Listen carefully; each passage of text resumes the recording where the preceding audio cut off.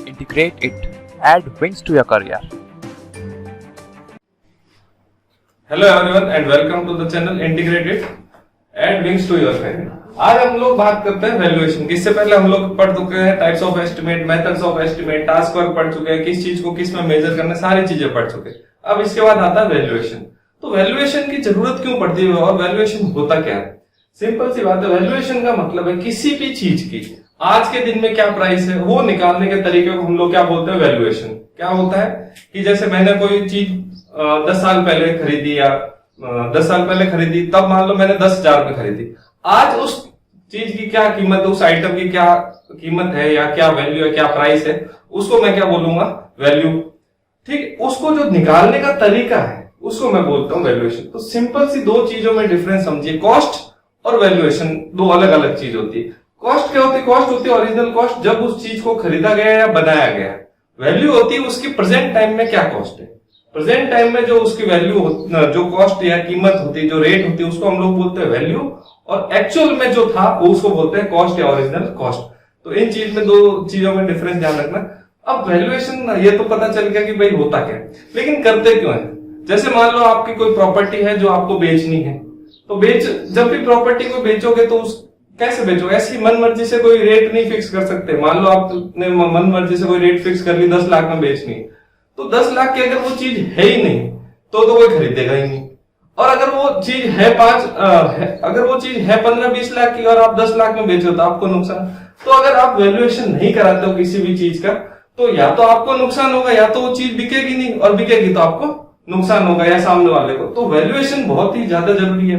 एक तो ये चीज बाय और सेल करने के लिए। फिर अब जैसे म्युनिसिपैलिटी के टैक्स वगैरह लगते हैं, वेल्थ टैक्स वगैरह, कई चीजें, जैसे अपने सिविल इंजीनियरिंग बात करें तो कोई भी स्ट्रक्चर वगैरह हो या प्रॉपर्टी पे टैक्स लगता है। जो टैक्स किस हिसाब से लगता है? उसकी प्रेजेंट वैल्यू पे।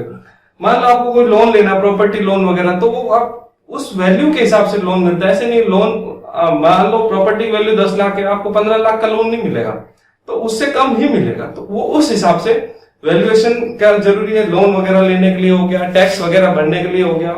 अगर रेंट फिक्सेशन होता है ना, कि रेंट फिक्स कर सकते हैं कि इससे कितना रेंट मिलेगा, वो भी किसमें आता है? रेंट फिक्सेशन भी किसके द्वारा होता है? वैल्यूएशन के द्वारा ही होता है। तो ये कुछ चीजें जो जरूरी है वैल्यूएशन इनके वजह से करते हैं। किस लिए करते हैं? रेंट फिक्सेशन हो गया, बाय और सेल के लिए हो गया, या फिर अपने लोन वगैरह के लिए हो गया। तो इन सब चीजों के लिए हम लोग वैल्यूएशन कराते हैं। ठीक है, तो वैल्यूएशन आपको समझ में आ गया होगा। द मेथड, सिंपल सी बात है, method of finding present value. बस सिंपल सी बात, method of finding present value of any particular or item is known as valuation. ठीक है, तो कॉस्ट में डिफरेंस, कॉस्ट और वैल्यू में डिफरेंस पता चल गया, वैल्यूएशन क्या होता है पता चल गया। आज हम लोग ऐसी कुछ डेफिनेशंस की बात करेंगे। उसके बाद हम लोग नेक्स्ट लेक्चर या इसी लेक्चर में हम लोग कन्वर्जन्स पढ़ेंगे, और उसके बाद हम लोग ऑब्जेक्टिव क्वेश्चंस करेंगे। अपना सब्जेक्ट लगभग आधा हो गया। ठीक है, मैंने पहले बताया था आपको बहुत छोटा सब्जेक्ट है और अच्छे मार्क्स आते हैं इससे, है ना, और कुछ हार्ड नहीं है, आपको सब चीजें दे रखी है। ठीक है, तो अगर इंश्योरेंस वगैरह भी कराते हैं ना, तो इंश्योरेंस भी उसी की रेट के हिसाब से, उसकी वैल्यू के हिसाब से ही होता है। तो फिर आता कुछ चीजें, जैसे एक आता है ग्रॉस इनकम। क्या आता है? Gross income. अब ग्रॉस इनकम से क्या समझते हो आप? मान लो आपने कोई मकान बना रखा है, वो मकान आपने किराए पे दे रखा है। ठीक है, उस मकान को किराए से आपको पर महीने मान लो 50,000 रुपया है। पर महीने आपको कितना रुपया मिल रहा है? 50,000 रुपए। ये फिर मान लो फिक्स है ना ग्रॉस इनकम। तो आपकी ग्रॉस इनकम क्या होगी? पर मंथ 50,000 रुपए। लेकिन अब आपने उस मकान को, आपने किराए पे दे रखा है, तो रिपेयरिंग भी आप ही कराओगे। उसको किराया वसूलने के लिए आपने मान लो कोई आदमी रख रखा है, या फिर कुछ सर्विसेज जो होती है वो मकान मालिक खुद देता है। तो वो जो सर्विसेज है, सर्विसेज की जो भी खर्चा है, सर्विसेज या जो भी स्पेंडिंग्स है, उस प्रॉपर्टी को या उस ग्रॉस इनकम को लेने के लिए, क्या ये 50,000 मेरे को वसूल करने के लिए मेरे को जो खर्चा लगेगा, उसको मैं क्या बोलूंगा? आउटगोइंग्स। अब ये आउटगोइंग किसकी फॉर्म में हो सकती है? मान लो मैंने कोई आदमी रखा है हर महीने, जो एक तो किराया लेने जाएगा इनसे, ठीक है, किराएदारों से किराया लेने जाएगा। दूसरा क्या हो गया कि उसमें छोटा मोटा कोई रिपेयर मेंटेनेंस चलता रहता है, कभी कुछ चेंज कराना, कभी कुछ। तो और मान लो मैंने कोई गार्ड रख रखा भाई, डेली के लिए वो ध्यान रखे घर का, या कोई सुपरवाइजर हो गया, या ऐसा कोई ऐसे जो सुविधा है जो मेरे को ये 50,000 लेने में मदद कर रही है, वो सुविधाएं जो मैं डेवलप करूंगा और उन सुविधाओं पे जो मेरा खर्चा होगा उसको मैं क्या बोलूंगा, आउटगोइंग्स। उनको मैं क्या बोलूंगा, आउटगोइंग्स। ठीक है। अब जब इसके बाद ग्रॉस इनकम में से मैं अगर आउटगोइंग्स माइनस कर दूं, ग्रॉस इनकम में से मैं अगर आउटगोइंग्स माइनस कर दूं, माइनस आउटगोइंग्स, तो मेरे को क्या मिलेगा, नेट इनकम। तो नेट इनकम क्या हो गया कि जो आपके फाइनली पर मंथ जो बचत है, ठीक है। नेट इनकम का मतलब क्या हो गया, जो आपके फाइनली उस प्रॉपर्टी से या उस स्ट्रक्चर से जो बचत है उसको आप लोग क्या बोलोगे, नेट इनकम। तो ग्रॉस इनकम माइनस आउटगोइंग। आउटगोइंग्स क्या हो गया, सिंपल अगर बात करें हिंदी में लिखे तो खर्चा, जो भी इस 50,000 को वसूलने में मान लो आपका पर महीने 10,000 का खर्च आ रहा है, तो आपकी नेट इनकम क्या हो जाएगी, 40,000। तो ये चीजें आपको ध्यान रखनी है। ठीक है। ग्रॉस इनकम क्या होता है, आउटगोइंग्स क्या होता है। आउटगोइंग वो चाहे आपने मान लो लोन लेके बनाया, ये स्ट्रक्चर मान लो आपने लोन लेके बनाया, तो मान लो आपको पर महीने 20,000 की किस्त जा रही है, इंस्टॉलमेंट जा रही है, तो वो भी आउटगोइंग्स में माना जाए, क्योंकि अभी वो आपकी इनकम में नहीं हुआ है, आपकी इनकम बाद में जुड़ेगी। आपने मान लो इसका इंश्योरेंस करा रखा है, तो उस पे इंश्योरेंस का कुछ खर्चा हो रहा है, तो वही। ठीक है। इसको अगर सिंपल वे में और समझा जाए तो मान लो जैसे आपकी कोई गाड़ी है, आपने उसको ट्रांसपोर्ट में लगा रखा है, मतलब टैक्सी परमिट में लगा रखा है, तो गाड़ी से मान लो आपके पर महीने 50,000 आ रहा है। ठीक है। मान लो किसी मंथ में जून में आपको 50,000 मिले। अब वो 50,000 कब मिलेंगे, जब गाड़ी चलेगी। गाड़ी चलेगी तो एक तो ड्राइवर का खर्चा, उसके बाद पेट्रोल या डीजल है तो पेट्रोल और डीजल का खर्चा, और कभी टायर चेंज कराना पड़ गया, कभी कोई छोटी मोटी मिस्टेक होगी तो मैकेनिक के पास भी गाड़ी गई, तो मान लो वो खर्चा जो है आपका 10,000, तो पीछे नेट इनकम बचेगी 40,000, ये आपके पर मंथ बचेगा। या फिर अगर इसमें इंश्योरेंस का और जोड़ दिया जाए, या इंस्टॉलमेंट अगर आपने उसमें लोन पे ले रखा है तो वो भी खर्चा ऐड होके फिर आपका और कम हो जाएगा नेट इनकम। तो नेट इनकम का मतलब फाइनली जो आपके हाथ में पैसा बच रहा है। ठीक है। इसके बाद कुछ और चीजें हैं छोटी मोटी, जैसे एक आता है स्क्रैप वैल्यू, एक आता है स्क्रैप वैल्यू और एक आता है सैल्वेज वैल्यू। आज हम लोग सिर्फ डेफिनेशंस पढ़ेंगे। देखो मैं लिख नहीं रहा डेफिनेशंस, क्योंकि आपको मैंने पहले ही बोला था सारी चीजें नोट्स में प्रोवाइड, बाकी जो मैं आपको डेफिनेशन या बता रहा हूं तो आप उसी को नोट डाउन कर लो, लिख लो, है ना। तो स्क्रैप वैल्यू का क्या मतलब, वैसे कबाड़, जब किसी भी चीज को हम लोग जो चीज को कबाड़ में बेच देते हैं, यानी कि खराब होने के बाद जो चीज को हम कबाड़ में बेचेंगे, तो कबाड़ में जो हमको पैसा मिलेगा उसको हम लोग बोलते हैं स्क्रैप वैल्यू।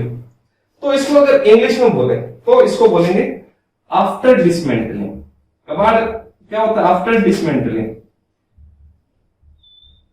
मान लो कोई मशीन है, ठीक है, आपके पास कोई मशीन है, आपने उस मशीन को यूज करा जब तक उसकी लाइफ थी, मान लो 10 साल लाइफ थी, यूजफुल लाइफ 10 साल थी, आपने 10 साल तक उस मशीन को यूज करा, उसके बाद आपने उसके टुकड़े टुकड़े अलग करवाए, हर चीज अलग अलग खोल खाल के उसको बेच दिया।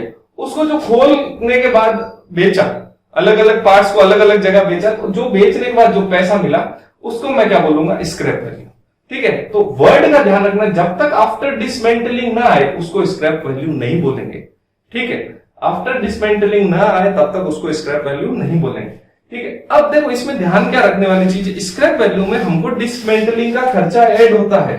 इसमें से स्क्रैप वैल्यू निकालने के लिए मान लो आपने वो चीज कबाड़ में मान लो आपने 15,000 में बेची, ठीक है, 15,000 बेचा, ठीक है, ये आपको पैसा मिला, लेकिन 5,000 रुपए मान लो आपका खर्चा हो गया किस पे, उसको डिसमेंटल कराने का, डिसमेंटलिंग चार्जेस हो गया, मान लो डिसमेंटलिंग चार्जेस। तो आपको कितना स्क्रैप वैल्यू मिलेगा, वो मिलेगा 10,000। तो ये है उसकी स्क्रैप वैल्यू। ठीक है। तो स्क्रैप वैल्यू क्या हो गई, कोई भी चीज को जब उसकी यूजफुल लाइफ खत्म हो जाती है उसको एक एक पार्ट को अलग करके बेचने को हम लोग क्या बोलते हैं, स्क्रैप वैल्यू। तो स्क्रैप वैल्यू फाइंड आउट करने के लिए डिसमेंटलिंग चार्जेस को माइनस करेंगे। अगर डिसमेंटलिंग नहीं कराते, बिना डिसमेंटलिंग के बेच देते हैं और लाइफ उसकी खत्म हो गई, तो उसको बोलते हैं सैल्वेज वैल्यू। तो इशारा लिखना है विदाउट डिसमेंटलिंग। ठीक है। ध्यान, दोनों में डिफरेंस क्या है, एक में आफ्टर डिसमेंटलिंग है, एक में विदाउट डिसमेंटलिंग। आफ्टर डिसमेंटलिंग मतलब स्क्रैप वैल्यू, सैल्वेज वैल्यू मतलब विदाउट डिसमेंटलिंग। अब इन दोनों जैसे क्या हुआ, आपने मान लो कोई मकान है, आपने मकान का क्या, आपने मकान बनाया और 30 साल उसकी यूजफुल लाइफ थी, मान लो 30 इयर्स उसकी, 30 इयर्स क्या हो गया उसकी यूजफुल लाइफ। ठीक है। उसके बाद आप क्या करोगे, आप क्या, वो कोई काम का नहीं है, मान लो या तो आउट ऑफ डेट हो गया, आउट ऑफ फैशन हो गया, तो आप उसको क्या करोगे, बेचोगे। मान लो आपके पिताजी ने बनाया था, अब 30 साल बाद आप पैसे कमाने लायक हो गए, तो आपने सोचा कि पापा मकान तो पुराना है, मेरे को नया बनाना है, नई डिजाइन से। आजकल नए नए शौक पैदा हो रहे लोगों के, तो उस हिसाब से उन्होंने नया मकान बनाने की सोचा। तो पुराने मकान का क्या करेगा वो? पुराने मकान को दो तरीके से बेच सकता है, या तो उसको बिना तोड़े यानी कि as it is condition, as it is condition में बेच दे, जैसा है वैसे के वैसे उसको बेच दे, ठीक है। तो उसको जो पैसा मिलेगा उसको बोलेंगे सैल्वेज वैल्यू। कब मिलता है? आफ्टर यूजफुल लाइफ, ये या उसका यूटिलिटी पीरियड जब खत्म हो जाएगा उसके बाद, ठीक है। लेकिन आपने क्या करा कि उसको ऐसे ना बेच के आपने क्या करा, उसका सरिया अलग कर दिया, मतलब स्टील अलग बेच दिया, तोड़वा दिया उसको, तो स्टील अलग बेच दिया, ब्रिक्स अलग बेच दिया, डोर और विंडो अलग बेच दिए। तो ये सारी चीजें आपने अलग अलग करके बेच दिया, और आपको जो पैसा मिला तो वो पैसा क्या हो जाएगा? आपका स्क्रैप वैल्यू। बस स्क्रैप वैल्यू में ध्यान रखने वाली क्या बात है कि आपको डिसमेंटलिंग का खर्चा होता है। अब ये जो डिसमेंटलिंग का खर्चा है, कभी कभी जैसे मान लो एग्जांपल लेते हैं आरसीसी वर्क, अगर आप आरसीसी वर्क को डिसमेंटल करवा रहे हैं तो आपका जो स्क्रैप वैल्यू है वो नेगेटिव हो जाता है, नेगेटिव हो जाता है। आरसीसी वर्क में स्क्रैप वैल्यू क्या हो जाता है? नेगेटिव हो जाता है। नेगेटिव क्यों? क्योंकि जितना आपको बेचने के बाद स्टील का पैसा नहीं मिलता, कंक्रीट तो बिकता नहीं, वेस्ट मटेरियल, लेकिन जितना आपको बेचने के बाद स्टील से पैसा नहीं मिलता, उससे ज्यादा आपको उसको तोड़ने में खर्चा हो जाता है। तो ऐसी चीज को तो आप क्यों ऐसे तोड़वाओगे? पर तोड़वाना भी जरूरी है, ऐसे तो कोई काम की नहीं। तो कभी कभी स्क्रैप वैल्यू, तो इससे मतलब क्या समझ में आया हमको कि scrap value can be positive, zero और नेगेटिव। अगर दोनों कॉस्ट बराबर हो गया, डिसमेंटलिंग चार्जेस और स्क्रैप वैल्यू बराबर है, मतलब उसको जो पैसा मिला बेच के वो बराबर है, तो स्क्रैप वैल्यू जीरो। लेकिन अगर डिसमेंटलिंग चार्जेस ज्यादा है जो रेट मिली उससे, तो वो हो जाएगा नेगेटिव। तो it can be positive, negative और जीरो। लेकिन सैल्वेज वैल्यू या तो पॉजिटिव होगी या जीरो होगी, ठीक है। ये चीज ध्यान रखने वाली बात है। इसके बाद एक वर्ड आता है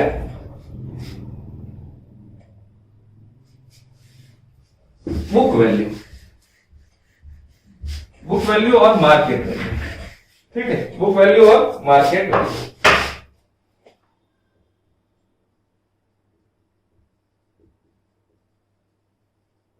अब मार्केट वैल्यू क्या होती है? मान लो आपको कोई चीज बेचनी है, तो आपने मार्केट में घोषणा कर दी, भाई मेरे को ये चीज बेचनी है। अब आपके पास 8-10 ग्राहक आ गए, किसी ने बोला भाई मैं 1000 रुपए दूंगा, किसी ने बोला 1100 दूंगा, किसी ने 1200, कुछ अलग अलग रेट बताए। तो यानी कि आप अगर किसी चीज को ओपनली मार्केट में बेच रहे हैं या ओपन मार्केट में बेच रहे हैं, तो उससे आपको जो पैसा मिलेगा वो क्या होता है? आपका मार्केट वैल्यू होता है। ओपन मार्केट से जो पैसा मिलेगा, ठीक है, ओपन मार्केट में बेचने पे जो पैसा मिलेगा, if you are selling anything in the open market then value you got is known as market value, ठीक है। अब मार्केट वैल्यू क्या होता है? समय समय पे चेंज होती रहती है। अब समय समय पे चेंज क्यों होती रहती है? मान लो आज आपका जो मकान है वो किसी ऐसी लोकेशन पे है जहां पर सारी सुविधाएं हैं, ठीक है। मान लो इंडस्ट्री, शॉपिंग कॉम्प्लेक्स हो गया, हॉस्पिटल हो गया, स्कूल वगैरह, जिम वगैरह, सारी चीजें अगर आपके घर के आसपास है, तो आपके जो भी कीमत, मान लो आपका आज घर की कीमत है मान लो 10 लाख रुपीस, अगर 10 लाख है, अब जब 10 लाख है उस टाइम क्या क्या सुविधाएं हैं उसके आसपास बताता हूं। जैसे हॉस्पिटल हो गया, नियर बाय हॉस्पिटल है, मार्केट है, स्कूल है, ये सब चीजें, बस ये 3 चीजें, ठीक है। लेकिन आफ्टर सम टाइम आपके पास क्या चीजें आ गई? जैसे ये है तो आपके जिम आ गया, ठीक है। और ये मार्केट मान लो छोटा मोटा है, यहाँ पे कोई शॉपिंग कॉम्प्लेक्स खुल गया या सिनेमा हॉल हो गया, अब कोई पार्क आ गया कोई बड़ा, या कोई म्यूजियम टाइप कुछ, मतलब ऐसी चीजें जो और आपके काम आती है, ऐसी चीजें अगर ऐड हो गई। और मान लो पहले रोड जो थी आपके घर के आगे मान लो 30 फीट रोड थी, अब वही 30 फीट रोड आपके घर के आगे वाली 50 फीट हो गई, मतलब रोड चौड़ी हो गई।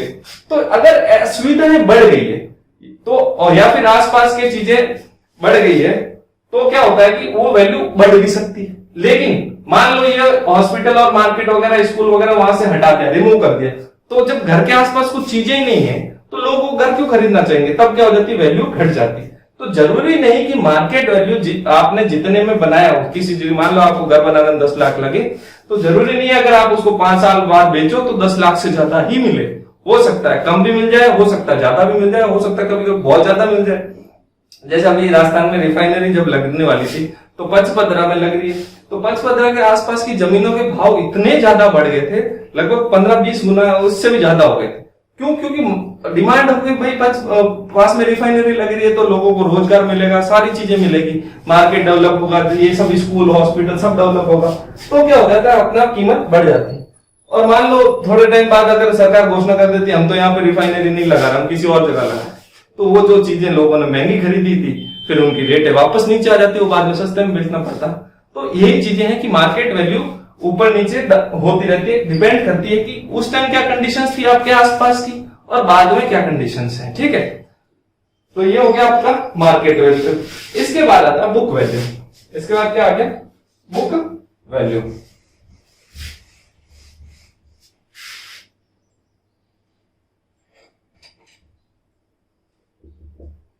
अब बुक वैल्यू क्या होता है?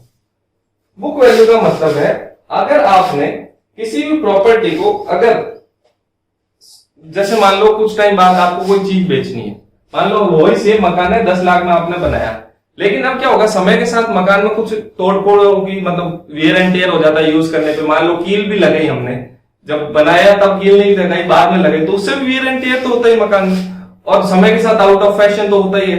तो अगर ऐसे कुछ कारणों से कि रेट कम हो रही तो हम लोग उसको क्या बोलते हैं? डेप्रिसिएशन बोलते हैं। क्या बोलते हैं? डेप्रिसिएशन। डेप्रिसिएशन का क्या मतलब है? कोई वियर एंड टियर हो रहा है, वियर एंड टियर हो रहा है, आउट ऑफ डेट हो रहा है, या कुछ भी ऐसी चीजें जिनकी वजह से रेट में डिक्रीज हो रहा है। डेप्रिसिएशन इनकी वजह से होता है। मतलब क्या होता है? डिक्रीज इन रेट या वैल्यू। अगर डिक्रीज हो रहा है रेट या वैल्यू में तो उसको हम लोग क्या बोलते हैं? डेप्रिसिएशन। किसकी वजह से? वियर एंड टियर हो गया, आउट ऑफ डेट हो गया, या डिमांड कम हो गई, या जो भी उसका था, तो उस किसी भी कारण से अगर उसकी रेट कम हो रही तो उसको हम लोग क्या बोलते हैं? डेप्रिसिएशन। तो अगर ओरिजिनल कॉस्ट माइनस मैं डेप्रिसिएशन करूंगा तो मेरे को क्या मिलेगा? Book value. क्या मिलेगा मेरे को? बुक वैल्यू कब मिलेगा? अगर ओरिजिनल कॉस्ट माइनस डेप्रिसिएशन करूंगा तो मेरे को क्या मिलेगा? Book value. ठीक है। अब क्या होता है, एक चीज आती है कि कभी कभी पूछ लेता है, क्वेश्चन एक बार आया हुआ है, after the end of utility period book value is equal to, after the end of utility period, after the end of utility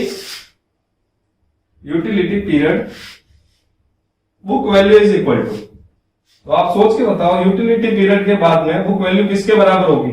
आपको ऑप्शन दे देता हूं, scrap value, salvage value, market value, चौथा नन ऑफ दिस। क्या हो गया? Book value, scrap value, salvage value, मतलब book value किसके बराबर होगी after the end of utility period? Scrap value, salvage value या मार्केट वैल्यू या नन ऑफ दिस। तब आपके पास एक ही ऑप्शन बचता है, वो बचता है स्क्रैप वैल्यू। तो ये चीज आपको ध्यान रखने वाली है, बहुत ही जरूरी चीज, स्टार बना लो। ठीक है। After the end of utility period book value is equal to scrap value. और बुक वैल्यू क्या होती है? अगर ओरिजिनल कॉस्ट माइनस डेप्रिसिएशन। ठीक है। अगर हम लगातार उसमें किसी न किसी चीज की वजह से उसकी वैल्यू कम कर रहे हैं तो उसको मैं क्या बोलता हूं? डेप्रिसिएशन बोलता हूं। ठीक है। अब इसके बाद आता है, एक आता है रेटलेबल वैल्यू।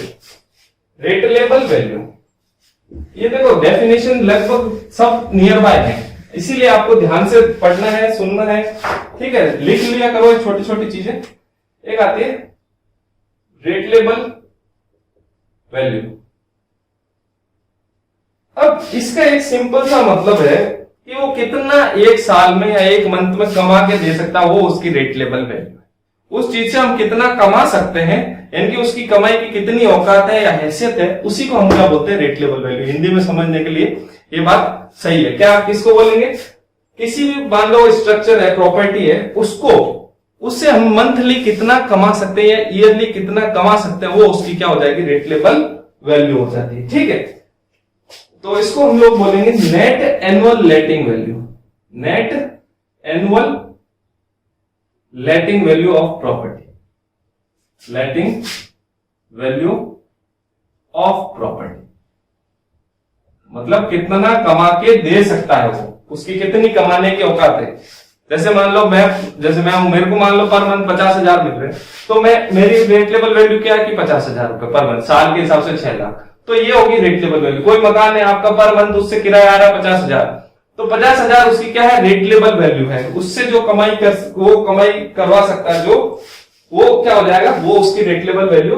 और जनरली ये ईयरली होता है, ठीक है, एनुअल रेटिंग वैल्यू, ठीक है। तो लिख ही दिया मैंने, net annual rating value of property is known as rate level. इसको आप हिंदी में साइड में लिख लो, एक साल में कितना कमा सकते हैं उससे, ठीक है। फिर आता है एक ऑब्सोलेंस।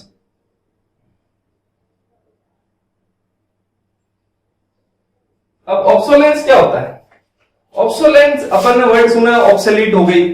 समय के साथ क्या होता है, टेक्नोलॉजी ऑब्सोलीट हो जाती है, यानी कि out of fashion, out of date, या उसकी डिमांड कम हो जाती है, या आउट ऑफ डिजाइन हो जाता है। जैसे आपने मान लो मोबाइल खरीदा, जब आपने मोबाइल खरीदा तब आपके मोबाइल की जो रैम थी वो 2 GB थी, और मेमोरी मान लो उसकी 8 GB या 16 GB मान लो। फिर आप 1 साल बाद आपने क्या करा, आपको अब पबजी खेलना है। पबजी 2 GB रैम वाले में तो खेल नहीं पाओगे, उसके लिए ज्यादा रैम चाहिए। तब आप क्या करोगे, आप नया मोबाइल खरीदोगे। तो जो पुराना वाला मोबाइल है आपके लिए क्या हो गया, ऑब्सोलीट हो गया। आपका जो पर्पज है पबजी खेलने का वो तो उससे फुलफिल नहीं हो रहा, तो आप क्या करोगे, नहीं उसको बेचोगे, नया लोगे, तो आपके लिए वो चीज हो गई ऑब्सोलीट।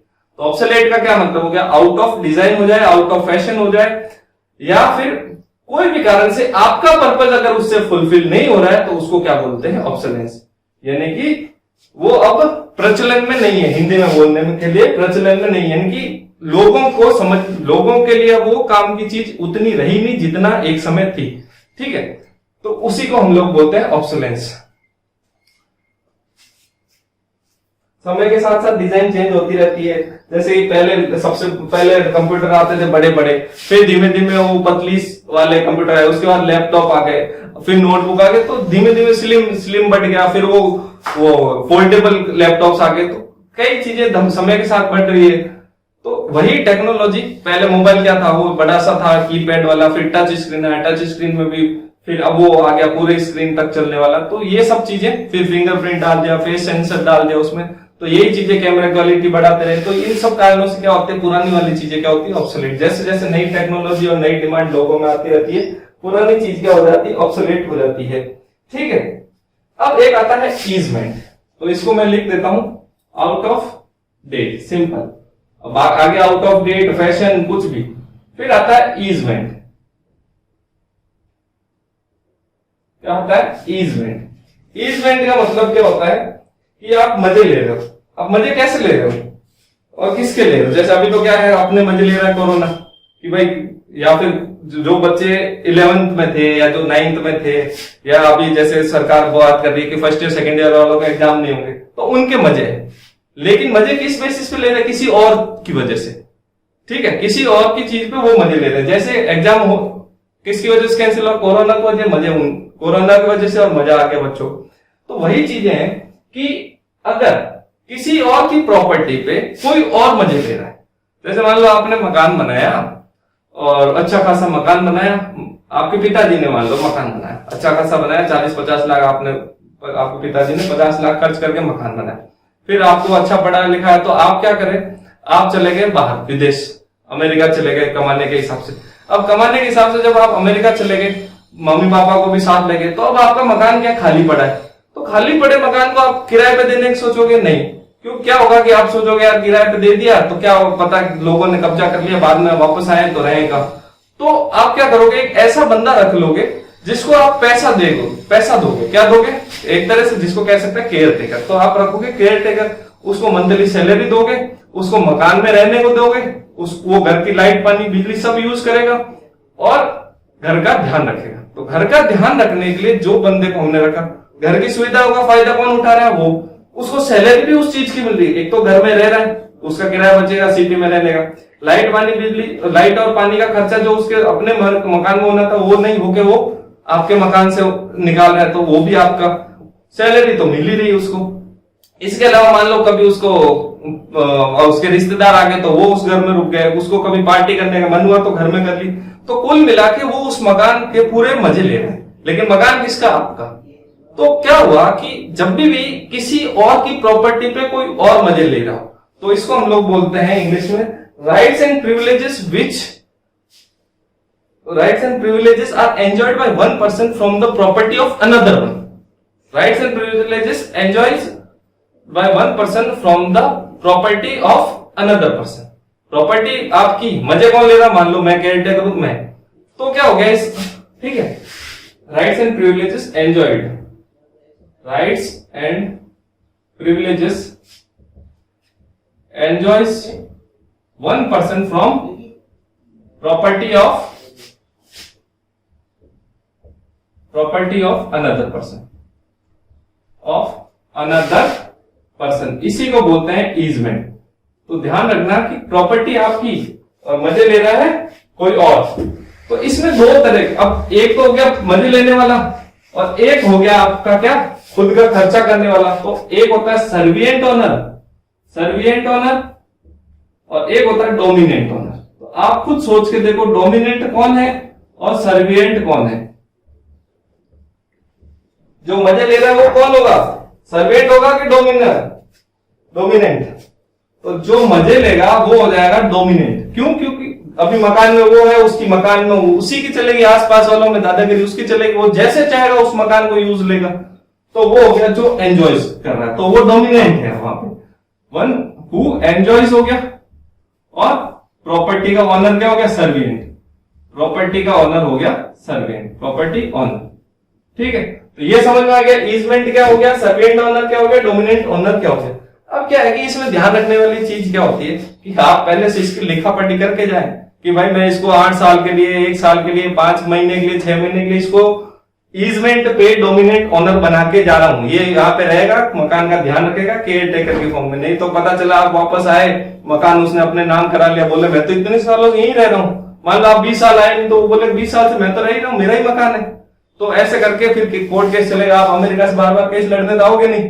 तो इससे अच्छा पहले से डॉक्यूमेंटेशन बनवा के जाना है ना, किसी का अगर विचार हो जाने का। ठीक है, वैसे सिविल इंजीनियर कम ही जाता है बाहर, लेकिन फिर भी किसी का हो जाए विचार। फिर आता है कैपिटल कॉस्ट। अब आ जाता है अपने नेक्स्ट डेफिनेशन क्या आ जाती है, कैपिटल कॉस्ट। अब ये कैपिटल कॉस्ट क्या होता है, कैपिटल कॉस्ट होता है cost of construction. Capital cost क्या होता है, कॉस्ट ऑफ कंस्ट्रक्शन। इसको हम लोग बोलेंगे cost of construction.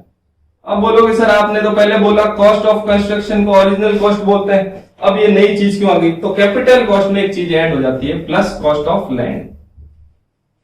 Cost of land, मान लो आपने कोई प्लॉट खरीदा 20 लाख का प्लॉट, प्लस आपने उस पर 25 लाख खर्च कर दिए कंस्ट्रक्शन, तो आपका 45 लाख क्या हो गया, कॉस्ट, कैपिटल कॉस्ट हो गया। कैपिटल कॉस्ट क्या हो गया, cost of land plus cost of construction को हम लोग बोलेंगे capital cost.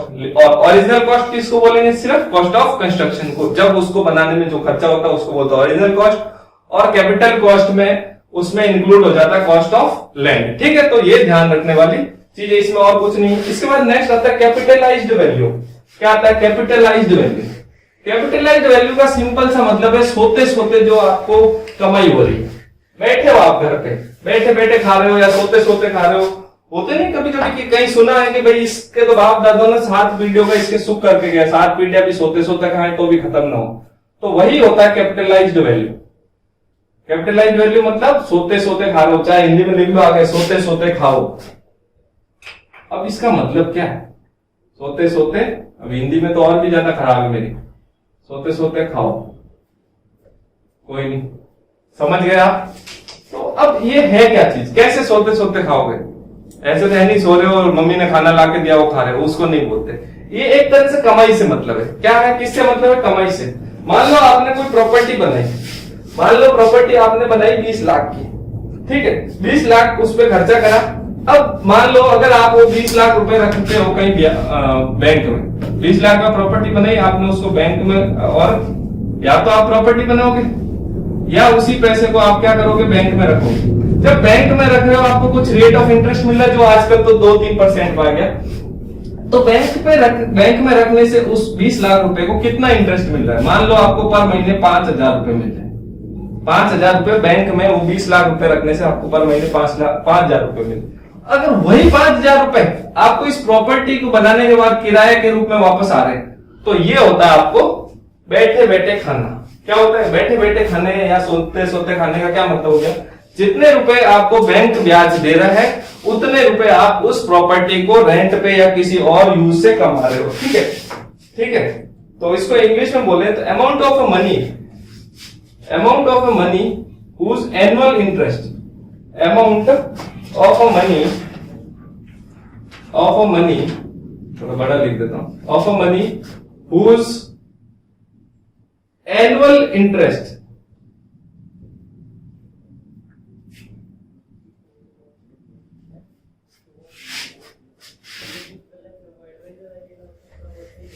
amount of money whose annual interest at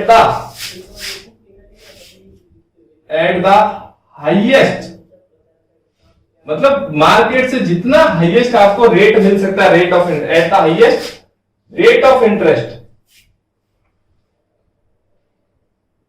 at the highest rate of interest will be equal to the net income from property, net income from the property। अब क्या होता है, जैसे बड़े शहर होते हैं, बड़े शहरों में क्या होता है कि मान लो दिल्ली जैसे, मुंबई जैसे, अब मान लो आपने मकान बना दिया तो 4-5 मंजिल का बना दिया। अब 4-5 मंजिल के मकान में आपके अकेले की फैमिली तो रहेगी नहीं, वो इतनी जरूरत भी नहीं, तो आप क्या करोगे, मान लो 1 फ्लोर पे आप रह रहे हो, 3 फ्लोर आपने किराए पे दे दिए, तो वो जो है उसको आप क्या, आप उसके बाद आप कोई काम धंधा करो फिर भी आपके लाख रुपए के आसपास लगभग किराया आ जाएगा, तो वो हो गया आपके एक तरह से बैठे बैठे या सोते सोते खाने वाला। तो उसी को हम लोग बोलते हैं कैपिटलाइज वैल्यू। ठीक है, अब इसके बाद जो नेक्स्ट आता है, अब कैपिटलाइज वैल्यू निकालते कैसे हैं? इसको मैं जैसे बोल दिया सीवी, तो कैपिटलाइज वैल्यू कैसे निकालते हैं? Annual income as rent into years purchase, annual income as rent, यानी कि उससे कितना मिल रहा है, annual income as rent into years purchase, years purchase. अब बोलोगे सर ये ईयर्स परचेस क्या है? ईयर्स परचेस होता है 100 अपॉन में rate of interest, rate of interest, rate of interest. मान लो रेट ऑफ इंटरेस्ट आई है, आई मान लो रेट ऑफ इंटरेस्ट है अभी 10%, ठीक है। आपको एनुअल इनकम कितना मिल रहा है? मान लो एनुअल इनकम जो मिल रहा है आपको, इनकम वो मिल रहा है मान लो 1000 रुपए, तो आपकी कैपिटलाइज वैल्यू कितनी हो जाएगी?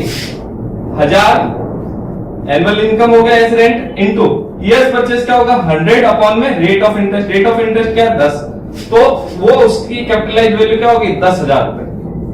तो कैपिटलाइज वैल्यू क्या होगी? 10,000 रुपए। यानी कि अगर आप 10,000 रुपए की कोई प्रॉपर्टी बनाओगे और या फिर उसको 10,000 रुपए का आप बैंक में रखोगे तो आपको साल के 1,000 रुपए मिलेंगे। इसका मतलब ये है, सिंपल सी बात। या आपने 10,000 रुपए की प्रॉपर्टी बनाई तो उससे 1,000 रुपए आपको ईयरली रेंट मिल रहा है, बस इसी को कैपिटलाइज वैल्यू बोलते हैं। सिंपल सी बात है, कैपिटलाइज वैल्यू वो पैसा है जो आपने बैंक में रखा है या जिसको आपने मकान बना दिया, बस।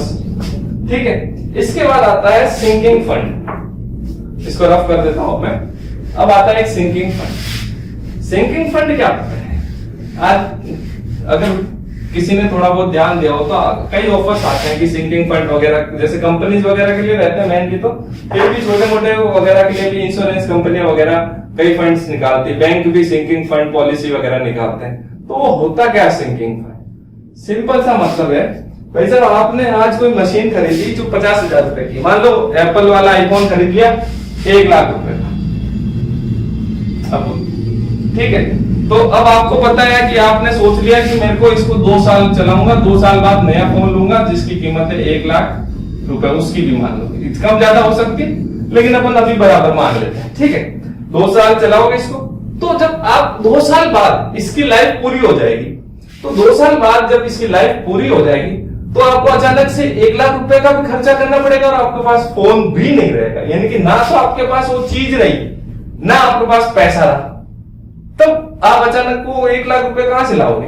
तो मान लो कहां से लाओगे, तब आप क्या करोगे, ये जो 1 लाख रुपए आपने यहाँ पे खर्चा करा, उसके बाद आपने क्या करा, हर महीने कुछ पैसा आपने जोड़ने लगे, जैसे बचपन में गुल्लक में डालते थे ना, वैसे कुछ पैसा आपने हर महीने जोड़ने लग गए कि मेरे को हर महीने भाई 5,000 रुपए मैं साइड में रखूंगा ताकि मैं बाद में नया मोबाइल खरीद सकूं, ठीक है, ताकि मेरे को एकदम से पूरा पैसे का वो नहीं आए लोचा। अब ये क्या है, ऐसे आपको लग रहा मोबाइल वगैरह की, जैसे मान लो कोई बड़ी कंपनी है, मान लो फूड प्रोसेसिंग यूनिट है, तो उसमें कोई मशीन लग रखी है, तो मशीन से क्या काम कर रहे हैं, मान लो 50 लाख की मशीन, अब वो 50 लाख से वहां पे उसको इनकम हो रही है, अब वो मशीन से 50 लाख से उसको इनकम हो रही 5 साल उसकी लाइफ टाइम, तो 5 साल बाद उसको नई मशीन खरीदनी है, तो नई मशीन एकदम 50 लाख, मान लो 5 साल बाद ये मशीन खराब हो गई अचानक ही, तो अब उसके पास पैसा कहां से रहेगा नई लाने, एकदम उसको काफी ज्यादा बजट की प्रॉब्लम हो जाएगी। तो वो बजट की प्रॉब्लम ना हो इसलिए हम लोग क्या करते हैं, हर साल या हर महीने कुछ अमाउंट साइड में रख देते हैं एज अ सिंकिंग फंड, कि वो बाद में उस नई मशीन खरीदने के काम आए। क्या बोला मैंने, कुछ पैसा हर साल या हर महीने हम लोग साइड में रख देते हैं ताकि एक चीज की लाइफ पूरी होने पे, उस मतलब किसी भी मशीन या प्रॉपर्टी की लाइफ पूरी होने पे नई प्रॉपर्टी खरीद सकें। जैसे मकान के मामले में हो गया, आपने 50 लाख का मकान बनाया, उसकी 30 साल कीमत, 30 साल यूजफुल लाइफ है, 30 साल बाद वो मकान भाई नगर निगम बोल देगा अब इसको तोड़ना है, तो 30 साल बाद आपके पास ना मकान रहेगा ना पैसा, तो आप नया मकान कैसे बनाओगे, एक साथ वापस से फिर 50 लाख रुपए कहां से लाओगे, फिर लोन लोगे ये वो। इससे अच्छा आप क्या करोगे, जैसे मकान कंप्लीट हो उसके बाद हर साल आपने कुछ पैसा साइड में रख दिया ताकि हर महीने या हर साल कि मेरे को बाद में 30 साल बाद नया मकान बना लो, तो उसको बोलते हैं समझदारी, ठीक है। और ये समझदारी कहलाती है सिंकिंग फंड। ये जो पैसा साइड में रखते हैं उसी को क्या बोलते हैं, सिंकिंग फंड। तो certain amount of money kept aside in order to purchase new machine or construct new structure on completion of useful period of first, ठीक है, या इन फ्यूचर कोई नई चीज खरीदने के लिए। अब इसमें आता है एक formula, coefficient of sinking fund. क्या होता है कोएफिशिएंट ऑफ सिंकिंग फंड, जिसको हम लोग रिप्रेजेंट करते हैं कैपिटल आई से, capital I coefficient of sinking fund. ये होता है एस आई अपॉन में, ये फॉर्मूला बहुत बार एसएससी या राजस्थान एसएससी और अदर कंपटीशन एग्जाम में पूछा हुआ है, तो फॉर्मूला रट लो। सिंकिंग फंड का फॉर्मूला क्या होता है, I equal to S I upon 1 plus I की पावर n माइनस 1, ठीक है। अब बोलोगे सर एस क्या होता है, एस जो होता है ये होता है original cost minus scrap value, original cost minus scrap value, scrap value. Original cost को सी से डिनोट करते हैं, स्क्रैप वैल्यू को एस, ठीक है। इसको मैंने सिंकिंग फंड को, इसको टोटल कोई डिफरेंस कोई मैंने एस से डिनोट कर दिया, ठीक है, तो कोई दिक्कत नहीं, वैसे कोई फिक्स नहीं होता। तो एस इक्वल टू क्या हो गया, original cost minus scrap value. अब जैसे आपने आज 50 लाख खर्च करा और वो मान लो चीज बाद में 1 लाख में बचेगी, बिक जाएगी, तो आपको 1 लाख तो वहां से मिल गया, तो आपको 49 लाख रुपीस का इंतजाम करना है। आई हो गया अपना rate of interest, small I क्या हो गया, रेट ऑफ इंटरेस्ट हो गया, और ये जो एन है ये क्या है, यूजफुल लाइफ, यूजफुल लाइफ, और कैपिटल आई क्या हो जाएगा, अमाउंट हर साल जो आपको, या इसको कह सकते हैं sinking fund amount, sinking fund amount annually, ठीक है, सिंकिंग फंड अमाउंट एनुअली, ठीक है, या फिर एनुअल इंस्टॉलमेंट बोल सकते हो। तो अब ये चीज समझ में आ गई होगी, तो एक न्यूमेरिकल करके देख लेते हैं। पर अब जैसे मान लो आपकी ओरिजिनल कॉस्ट थी 10,000 रुपए, आपकी स्क्रैप वैल्यू उस चीज की 1,000 रुपए, तो आपको 9,000 का इंतजाम करना है। तो एस हो गया आपका 9,000, रेट ऑफ इंटरेस्ट मान लो 5%, कितनी है 5%। तो अब यहाँ पे 5 कैसे लिखोगे, 0.05 की फॉर्म में, तो 1 प्लस 0.05 की पावर n मान लो यूजफुल लाइफ 10 साल है, 10 माइनस 1, तो आपको हर साल कितना पैसा साइड में रखना पड़ेगा, मैं एक बार कैलकुलेट कर लेता हूं।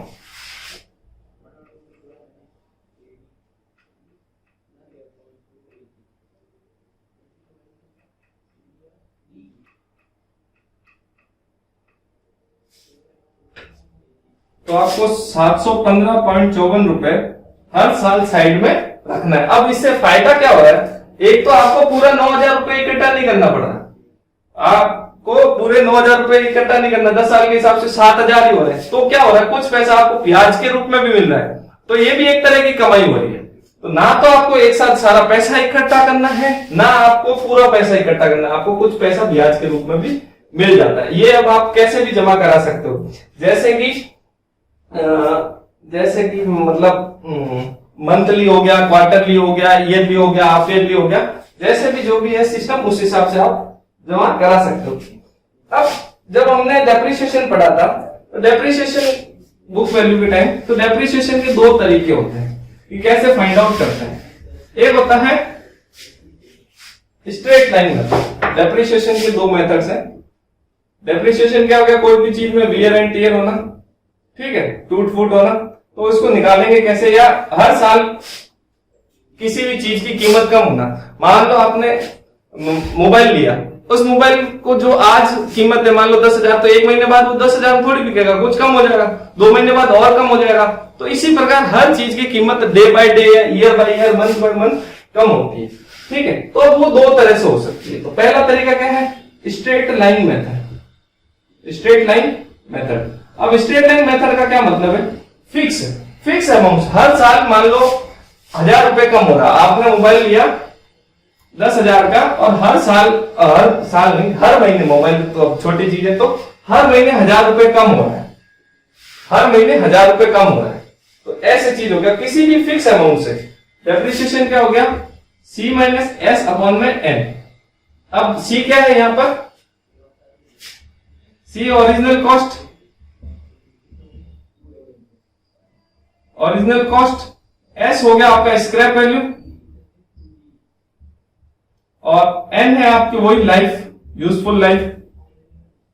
तो मान लो आपकी ओरिजिनल कॉस्ट थी 10,000 रुपए, उसको आपने जब भंगार में बेच दिया कबाड़ में, तो आपको उससे 1,000 रुपए मिल गए, और उसकी साल कितने चला, 10 साल, तो आपको कितना, हर महीने आपके 900 रुपए कम हो जाएंगे। हर महीने आपके क्या हो जाएंगे, 900 रुपए उसके कम हो रहे हैं हर साल। मतलब अगर उसकी 10 साल लाइफ स्पैन है, तो हर साल आपके 900 रुपए कम हो रहे हैं। तो एक साल बाद उसकी कीमत क्या बच जाएगी, पहले साल फर्स्ट ईयर में उसकी कीमत कितनी हो जाएगी भाई, 10,000 माइनस 900 तो 9,100। उसके बाद सेकंड साल में कितनी हो जाएगी उसकी, 9,100 में से 9,000, फिर 900 माइनस करेंगे तो ऐसे। तीसरे ईयर में क्या हो जाएगी उसकी 7,300। तो ऐसे ही हो जाएगी उसकी कीमत, ऐसे कम होती रहेगी, फिक्स अमाउंट से कम रहेगी। तो इसको बोलते हैं स्ट्रेट लाइन मेथड। अब सेकंड होता है कांस्टेंट परसेंटेज मेथड या declining balance method. Constant percentage method या declining balance method. Declining balance method. अब इसमें क्या होता है, इसमें जो अब ये, अच्छा यहां पे ये नहीं बताया, ये डेप्रिसिएशन हो गया, इसी को बोलते हैं एनुअल डेप्रिसिएशन। इसको डी को क्या बोलते हैं, डेप्रिसिएशन बोलते हैं। अब इसके लिए कांस्टेंट परसेंटेज मेथड के लिए क्या हो गया, D equal to 1 minus S by C की पावर 1 बाय एन। अब ये क्या है, इनका सब चीजों का वही मतलब जो यहां पे था वही मतलब यहां पे है, ठीक है, डी एस सी और एन का। अब ये परसेंटेज की फॉर्म में होगा, तो हर साल कुछ फिक्स परसेंटेज, मान लो 10% कम हो रहा है। अगर इसी क्वेश्चन में ले, अगर हर साल 10% कम होगा, तो 9,000 का 9,000 पहले 9,000 अपने को कीमत है, ठीक है। अगर निकालना चाहे तो क्या हो जाएगा, डेप्रिसिएशन 1 माइनस 9,000 बटा 10,000 बटा एस इक्वल टू 1000 बटा 10,000 की पावर 1 बाय 10। तो ये कितना हो जाएगा, इसको निकाला जाए परसेंटेज की फॉर्म में,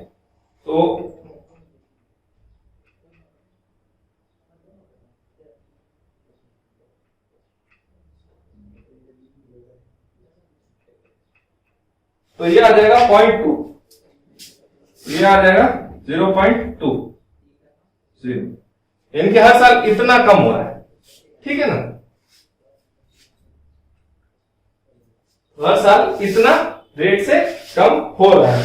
तो ये चीज हो गया अपना कांस्टेंट परसेंटेज या, ठीक है। इसके बाद आता है एक डिस्ट्रेस्ड वैल्यू। एक क्या आता है? Distressed value.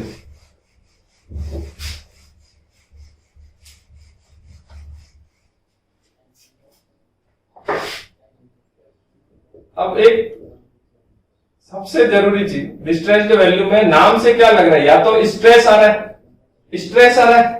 स्ट्रेस क्या होता है? टेंशन।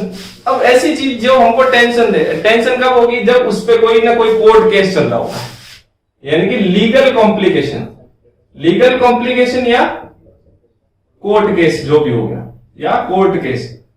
कैसे हुआ? मान लो आपके पिताजी के दो बच्चे हैं, एक आप और एक आपका भाई।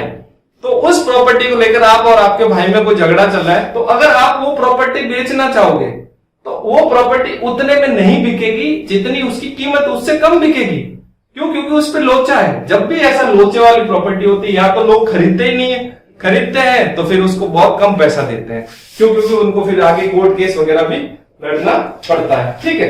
तो ये कुछ चीजें हो गई, कुछ डेफिनेशन हो गई। इसके बाद आता है कॉन्ट्रैक्ट।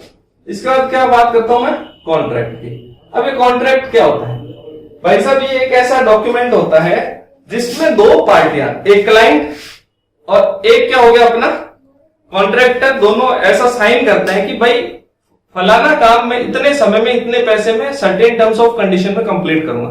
जैसे मान लो आपको मकान बनवाना है, तो आपने क्या करा? कॉन्ट्रैक्ट दिया कॉन्ट्रैक्टर को, उसमें कुछ नियम और शर्तें लिखी हुई है, जैसे कितने पैसे आप कब दोगे, क्या दोगे, आपको मकान में क्या क्या चीजें चाहिए, क्या क्या नहीं।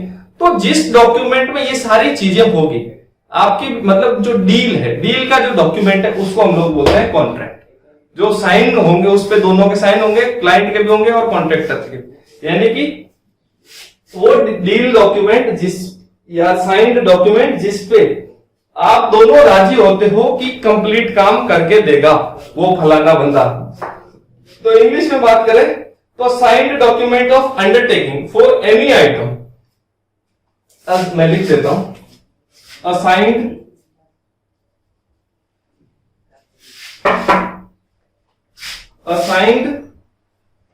Document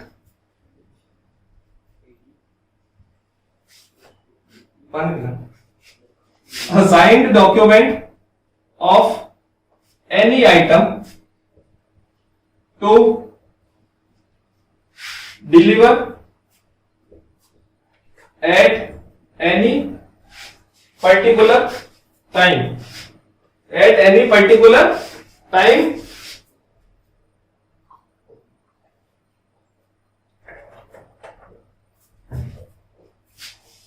to deliver at any particular time and place under certain terms and condition, under certain terms and condition, ठीक है।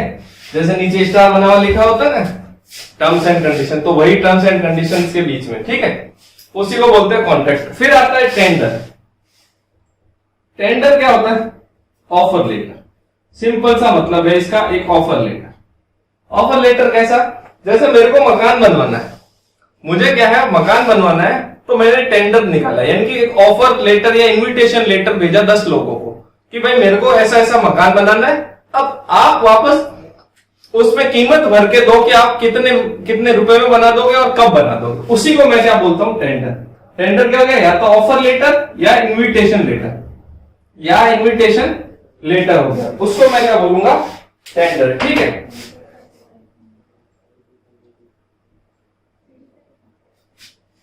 एन ऑफर लेटर और invitation letter for specified work under वही सर्टेन टर्म्स एंड कंडीशन। ये बार बार लिखने की जरूरत नहीं, ठीक है। जैसे मान लो मेरे को कोई मकान बनाना है, तो मैंने टेंडर निकाला 10 लोगों को, या ओपन टेंडर अखबार में छपवा दिया कि ये करवाना। जैसे आप देखते हो अखबार में, इसको हिंदी में बोलते हैं निविदा। निविदा आता है अखबार में, न्यूज़पेपर में, तो उसमें लिखा होता है कि ये काम सरकार को कराना है, तो आप सब भर के दो, जो भी इच्छा है, जिसकी भी इच्छा है, तो उसको क्या बोलते हैं? टेंडर। यानी कि ऑफर लेटर या इन्विटेशन लेटर कि ये सर्टेन काम करवाना है मेरे को, आप कितने में और कैसे करके दोगे, वो बता दो। तो वो चीजें होती है, ठीक है। इसके बाद आ गया अपने अर्नेस्ट मनी। अर्नेस्ट मनी, अब ये अर्नेस्ट मनी क्या होता है? अर्नेस्ट मनी होता है कि जब ये टेंडर भरते हैं ना, इसमें एक लिखा होता है कि आपको अर्नेस्ट मनी इतनी डिपॉजिट करानी है। वो होता है जब भी आप टेंडर डिपॉजिट करते हो, फिल करके जमा कराते हो, तो आपको कुछ पैसा जमा कराना पड़े। वो पैसा इसलिए लेता है सरकार या कोई भी क्लाइंट, ताकि आप वो काम बीच में छोड़ के ना जा सको। यानी कि मान लो आप बीच में छोड़ के जाने का मतलब ये, अभी आपको वो टेंडर आपको मिला नहीं, कॉन्ट्रैक्ट आपको मिला नहीं है, लेकिन जैसे मान लो आपको कॉन्ट्रैक्ट मिल गया और आप मुकर गए, बोले नहीं मेरे को तो करना ही नहीं, तो ऐसा कुछ पैसा अगर आपको वहां फंसा हुआ होगा तो आप बोलोगे हाँ भाई ठीक है, तो आप फंसे में रहोगे जब तक, तभी तक आप उसको एक्सेप्ट करोगे। तो सिंपल सी मतलब है, अर्नेस्ट मनी वो पैसा होता है जो आप जमा कराते हो टेंडर जमा कराने की टाइम, कि ताकि आपको अगर वो काम मिल जाए तो आप उसको छोड़ ना सको स्टार्टिंग में, उसी को बोलते हैं अर्नेस्ट मनी। ये जनरली 2% होता है, 2% ऑफ जो भी कॉस्ट है, ठीक है। क्या होता है? ताकि आप उसको काम को स्टार्टिंग में छोड़ ना सको, भाग नहीं सकते आप, अपने आप को वहां से भगा नहीं सकते, छुड़वा नहीं सकते काम से आप, तो आपको काम करना ही पड़ेगा, अगर नहीं तो यह आपका पैसा जब्त हो जाएगा, ठीक है। अब इसके बाद आता है सिक्योरिटी मनी। सिक्योरिटी मनी, अब अर्नेस्ट मनी और सिक्योरिटी मनी में डिफरेंस क्या है? ये तो आपको जब अर्नेस्ट मनी तो तब जमा कराना जब आप टेंडर जमा करा रहे हो, ये पैसा सिक्योरिटी मनी आपको तब जमा कराना है जब आपको कॉन्ट्रैक्ट मिल गया है। अब अगर काम स्टार्ट करना है तो आपको सिक्योरिटी मनी जमा कराना है। ये जनरली होता है 10% ऑफ कॉस्ट, ठीक है। कॉस्ट का मतलब है टोटल कॉस्ट से, ऑफ कॉस्ट कितना होता है? 10%। अब ये 10% क्यों जमा करती है सरकार आपसे? अब ये 10% में अर्नेस्ट मनी इंक्लूड होता है, ठीक है। मतलब आपको नया 8% या फिर कहीं न कहीं, ये जरूरी नहीं आपको 10% एक साथ जमा कराना पड़े। ये कुछ अगर छोटा प्रोजेक्ट है यानी कि जिसमें पैसा कम है तो आपसे स्टार्टिंग में ले लेते हैं, और अगर बड़ा प्रोजेक्ट है तो आपके बिल में से थोड़ा थोड़ा पैसा काट के जमा करते हो। अब ये पैसा इसलिए जमा करते हैं, मान लो आपने काम खराब करा, आपने स्पेसिफाइड टर्म्स एंड कंडीशन का अकॉर्डिंग नहीं कर रहे हो, या मान लो आपके जो प्रोजेक्ट था उसका यूजफुल लाइफ 5 साल था, 2 साल में टूट गया, तो जब भी ऐसा कुछ आप काम गड़बड़ करो, उस गड़बड़ से बच, अब गड़बड़ करोगे तो वापस सरकार को रिपेयर कराना पड़ेगा, मेंटेनेंस पे ज्यादा खर्चा आएगा, तो रिपेयर एंड मेंटेनेंस का खर्चा वो कहां से वसूलेगा? इस सिक्योरिटी मनी से, समझ गए? तो ये सिक्योरिटी मनी लगभग 10% ही होता है। क्यों? क्योंकि कॉन्ट्रैक्टर्स का प्रॉफिट कितना होता है? 10% ही बताया था अपन ने, तो वो कॉन्ट्रैक्टर्स के प्रॉफिट के बराबर इसको जमा कराते हैं। क्यों? ताकि आप काम अगर खराब करो या आपने काम बीच में छोड़ दिया तो आपका ये पैसा जब्त हो जाएगा, तब आप डरोगे। तो यानी कि कुल मिला के डर अंदर बैठाना, इंसान के अंदर ये दोनों डर बैठाता है। जब तक आपका कहीं पैसा फंसा रहेगा, मान लो आपने किसी दोस्त को पैसा उधार दे रखा ना, तो आप उससे कई दिनों, उसके बाद आपकी बहस भी होगी ना, फिर भी आप कई दिनों तक उससे बना के चलते यार इससे पैसा वसूलना मेरे। अगर आपने लड़ाई कर ली तो फिर लड़ाई करके तो पैसा आज तक किसी को मिला नहीं, तो आपको क्या मिले? तो आप सोच समझ के चलते हो। फिर वही चीज यहाँ पे है, ठीक है। अब ये जब भी आपका वो स्पेसिफाइड टाइम पूरा हो जाएगा, मान लो आपकी उसके 5 साल लाइफ थी, तो 5 साल पूरा हो गया तो आपको पैसा मिल जाएगा, ठीक है। तो ये तब मिलता है। इसके बाद आता है ओरिजिनल वर्क, ठीक है। दो, एक होता है मैंने पहले बताया था कॉस्ट के बेसिस पे पेटी, माइनर और मेजर वर्क। इसके बाद अब आता है कुछ कभी कभी पूछ लेते हैं कि ओरिजिनल वर्क क्या होता है, रिपेयर वर्क क्या होता है, ठीक है। ओरिजिनल वर्क किसे बोलोगे और रिपेयर वर्क किसको बोलोगे? तो ओरिजिनल वर्क वही हो गया कि कोई भी नया प्रोजेक्ट हो, क्या हो गया? न्यू प्रोजेक्ट, ठीक है। न्यू प्रोजेक्ट आपके लिए नया प्रोजेक्ट। अब आपके लिए नया प्रोजेक्ट का मतलब है आपके लिए चाहे वो क्या हो सकता है, आप वो रिपेयर वर्क हो सकता है, लेकिन आपके लिए आप उस बिल्डिंग, मान लो मेरे मकान का मैंने आपको कॉन्ट्रैक्ट दिया और रिपेयर कर दिया, लेकिन उससे पहले आपने मेरे मकान का कोई काम नहीं करा, तो आपके लिए ओरिजिनल वर्क है। लेकिन अगर आपने ही मेरा मकान बनाया है और आपको मैंने रिपेयर एंड मेंटेनेंस का काम दिया वापस से, तो आपके लिए वो रिपेयर वर्क होगा। आपके लिए ओरिजिनल वर्क कब होगा? जब उस प्रोजेक्ट पे आपने कभी कोई काम करा ही नहीं है, तो ओरिजिनल वर्क। रिपेयर वर्क कब? जब आपने उस पर पहले काम कर रखा है, तब दोबारा करोगे तो रिपेयर वर्क। अब न्यू प्रोजेक्ट एक तो वो हो गया, या फिर आप अगर उसको बना रहे हो, नया बना रहे हो, कोई नई डिजाइन बना रहे हो, नई या कुछ इनोवेट कर रहे हो, तो वो सब तो है ही ओरिजिनल वर्क, ठीक है। तो ये हो गया। इसके बाद एक आता है एन्युटी।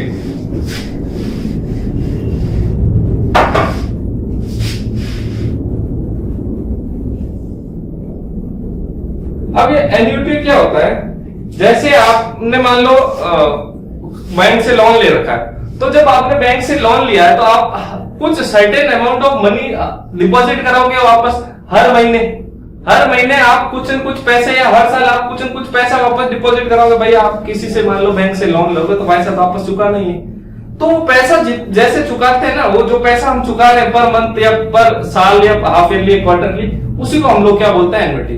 तो यानी कि क्या होगा, return of money, return of mortgage money, या जो भी हो गया, क्या हो गया, रिटर्न ऑफ मॉर्टगेज मनी। अब वो चाहे ईयरली हो, मंथली हो, क्वार्टरली हो, हाफ ईयरली हो, कैसे ही हो, ठीक है, वो हो गया। अब इसमें भी कुछ कुछ चीजें आती है। एक आता है एन्युटी ड्यू। अगर आप महीने या साल के, मान लो आपने 10 साल के लिए वो प्रोजेक्ट, 10 साल के लिए लोन लिया है, अगर आप हर महीने के अंत में या हर साल के लास्ट में कुछ सर्टेन अमाउंट जमा करा है, स्टार्टिंग में नहीं, एंड में, तो उसको बोलते हैं annuity due. At the end of per month और ईयर, ठीक है। और अगर मान लो आपने लोन लिया और आपने लोन लेते टाइम आपकी कुछ सर्टेन टर्म्स और कंडीशन थी नया बिजनेस स्टार्ट करने के लिए, तो आपने बोला मैं 2 साल बाद से स्टार्ट करूंगा वापस डिपॉजिट कराना, तो उसको बोलते हैं डिफर्ड। जैसे आजकल कोरोना में कोरोना के केस में सरकार ने बोला जितनी भी वो इंस्टॉलमेंट्स वगैरह है, जो भी उन लोगों के लोन ले रखा है, वो क्या होगा कि डिफर कर दो उसको, यानी कि 1-2 महीने आगे खिसका दो, वही पैसा वो बाद में जमा करा देगा, तो उसको बोलते हैं डिफर्ड एन्युटी। क्या होता है, डिफर्ड एन्युटी। एक होता है सर्टेन एन्युटी या एन्युटी सर्टेन। डिफर्ड एन्युटी क्या होता है कि आपने मान लो 10 साल के लिए लोन लिया, लेकिन आपने उसी टाइम बोला कि मैं अगले महीने से जमा ना करा के 2 साल बाद से जमा कराना स्टार्ट करूंगा, यानी कि कुछ टाइम के बाद जमा कराना स्टार्ट। जैसे कि हम लोग जो एजुकेशन लोन वगैरह मिलता है ना, वो डिफर्ड एन्युटी में मिलता है कि एजुकेशन, मान लो आपने बीटेक करने के लिए लोन लिया, तो 4 साल आपकी जब तक बीटेक चल रही है तब तक तो आपको कोई जमा कराना नहीं, उसके बाद भी 1 साल और मिलता है पैसा न जमा कराने के लिए, तो वो आता है डिफर्ड एन्युटी के अंदर कि उसके बाद से आप जमा कराओ। सर्टेन एन्युटी क्या होता है कि कुछ फिक्स अमाउंट है जो आपको हर महीने जमा कराना है, ठीक है। सर्टेन एन्युटी मतलब कुछ फिक्स अमाउंट है जो आपको हर महीने जमा कराना है, या हर साल जो भी हो, जो भी आपकी डील हुई है, मंथली हुई है तो मंथली, क्वार्टरली हुई तो क्वार्टरली, ईयरली हुई तो ईयरली, या हाफ ईयरली हुई तो हाफ ईयरली। एक होता है परपेचुअल एन्युटी। सर्टेन तो फिक्स अमाउंट है, परपेचुअल में कुछ फिक्स नहीं है, आपकी जब मन मर्जी हुई आपने जितना पैसा जमा कराना करा दिया। मान लो आपके हर महीने की इंस्टॉलमेंट है 5,000, ठीक है, सर्टेन में, लेकिन परपेचुअल में आपने 5,000 भी करा दिया, 6,000 करा दिया, कभी 10,000, कभी 20,000, आपको जैसे सुविधा हुई, कभी 1,000 करा दिया, कभी कुछ कराया ही नहीं, तो वो आता है परपेचुअल। कुछ भी फिक्स ना हो तो परपेचुअल एन्युटी, और अगर फिक्स हो तो सर्टेन एन्युटी, ठीक है। अब इसके बाद यानी कि अनसर्टेन होता है परपेचुअल। इसके बाद आता है कुछ लीज होल्ड प्रॉपर्टी और फ्री होल्ड प्रॉपर्टी। क्या होता है, एक आता है मॉर्टगेज। मॉर्टगेज मतलब लोन, मॉर्टगेज मतलब लोन, ठीक है, किसी भी प्रॉपर्टी के। अब लोन जब भी मिलेगा तो आपको कुछ न कुछ सिक्योरिटी के बेसिस पे मिलेगा, ऐसे तो आपको लोन मिलेगा। तो जो लोन होता है उसको हम लोग क्या बोलते हैं, मॉर्टगेज या लोन। जो भी पैसा हम लोग प्रॉपर्टी के अगेंस्ट, मान लो मेरे को मकान पे लोन लेना है, तो मैं अपने जमीन के कागज रखूंगा या मकान के कागज रखूंगा, तो जब तक पैसा पूरा जमा नहीं कराऊंगा तब तक मैं उस मकान या उस प्रॉपर्टी को बेच नहीं सकता। वही होता है मॉर्टगेज या लोन। एक होता है free hold property, free hold property, और एक होता है lease hold property, lease hold property, ठीक है। फ्री होल्ड प्रॉपर्टी का क्या मतलब होता है, फ्री होल्ड प्रॉपर्टी का मतलब you are the owner of property, यानी कि उस पर कौन है, ऑनर, आप ऑनर हो, ठीक है। लेकिन अगर लीज होल्ड है, owner is someone else, owner is someone, अच्छा समवन एल्स, ठीक है। अगर आप खुद, आपका मकान जो है अगर फ्री होल्ड है तो इसका मतलब क्या, आप उसके ऑनर हो, लेकिन आप जिस मकान में रह रहे हो अगर वो किसी और का है और आपने रहने के लिए 10 साल का कोई कॉन्ट्रैक्ट करा तो वो क्या हो जाएगा, लीज होल्ड। ठीक है, जैसे क्या होता है कि जैसे पेट्रोल पंप वगैरह के लिए जमीन होती है कभी कभी, या जो सरकार कभी कभी आपसे क्या करती है, प्रॉपर्टी लेती है कि हमको यहाँ पे 5 साल 10 साल के लिए चाहिए, तो वो क्या होता है, लीज होल्ड होता है। तो सरकार के पास वो जमीन लीज पे, जैसे वो सर्टेन पीरियड कंप्लीट हो जाएगा वो आपको दे देते हैं। लेकिन लीज होल्ड प्रॉपर्टी में कई शर्तें होती है। कुछ शर्तें ऐसी होती है कि मान लो आपने वो जो प्रॉपर्टी दी है वो फिक्स कर लिया कि मान लो ये सिर्फ इसी काम को उसमें काम में लेगा। जैसे मान लो आपने प्रॉपर्टी दी किसी को खेती बाड़ी करने के लिए, तो आपने पहले डॉक्यूमेंट में लिख दिया कि तू सिर्फ यहाँ पे खेती बाड़ी करेगा, कोई दूसरा काम नहीं करेगा, तो वो हो गया। या फिर आपने उसको बोल दिया चाहे जो मर्जी कर, मेरे को कोई लेना देना नहीं, मेरे को पैसे से मतलब है। तो ऐसी भी मतलब शर्त कुछ भी हो सकती है, it depends on completely on both the person. ठीक है, तो फ्री होल्ड प्रॉपर्टी में आप खुद ऑनर हो, लीज होल्ड प्रॉपर्टी में ऑनर कोई और है और आप उसको जो भी किराया, एक तरह से किराया टाइप हो गया। ठीक है, इसके बाद जब अपन ने जब वो पढ़ा था, क्या कहते हैं, क्या पढ़ा था, वो मेथड ऑफ मेजरमेंट में तब पेंटिंग वगैरह आया था। तो पेंटिंग में मैंने क्या बताया था, पेंटिंग आप कैसे मेजर करोगे, मीटर स्क्वायर में। तो ये तो मान लो कोई प्लेन सरफेस है, अब ये दूसरी चीजें, वो चीजें खत्म हो गई, थोड़ा वापस से कुछ चीजें अगर एस्टिमेशन में आ गया। अगर पेंटिंग एस्टिमेशन किस में करते हैं, मीटर स्क्वायर में। लेकिन मान लो वो जो जिस पे आप पेंट कर रहे हो वो मान लो स्टील का रोलिंग शटर है, यानी जैसे दुकान का शटर होता है ना, वो ऊपर तक जाता है, बंद होता है, तो मान लो कोई स्टील का रोलिंग शटर है। अब स्टील रोलिंग शटर का आपको एक चीज तो पता है कि एरिया ज्यादा होता है। ठीक है, क्यों, क्योंकि आप देखोगे तो उसका एरिया ज्यादा होता है। ठीक है, आपको दिख जाएगा क्योंकि उस पे वो ऐसा बना हुआ होता है। मैं तो बना भी नहीं सकता, मतलब वो ऐसे डिजाइन होती है, ऐसे, हाँ ऐसे डिजाइन होती है, ऐसे वर्टिकल।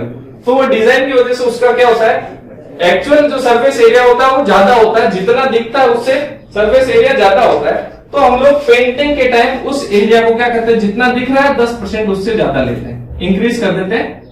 ठीक है, 10% इंक्रीज। ठीक है, जितना एरिया उससे 10% ज्यादा लेते हैं।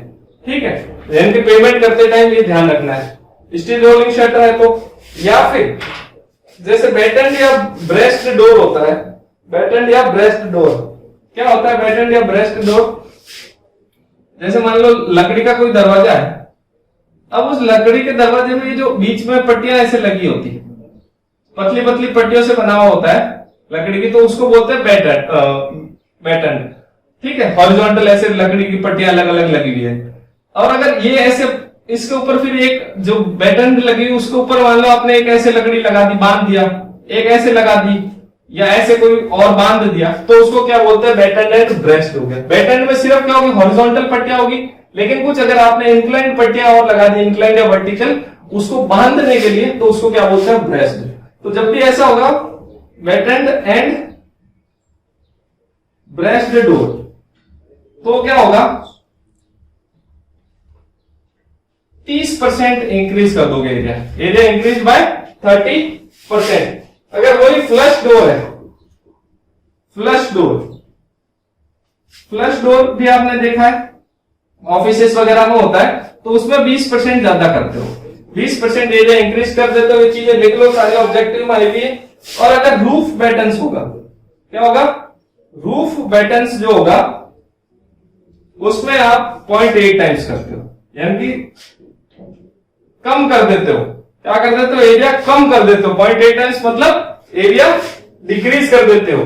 ठीक है, कितना, 20%, जितना है उसका एरिया 20% डिक्रीज कर देते हो। यहां लिख देता हूं 20% डिक्रीज, मतलब 0.8 times of original area, 0.8 times of original area.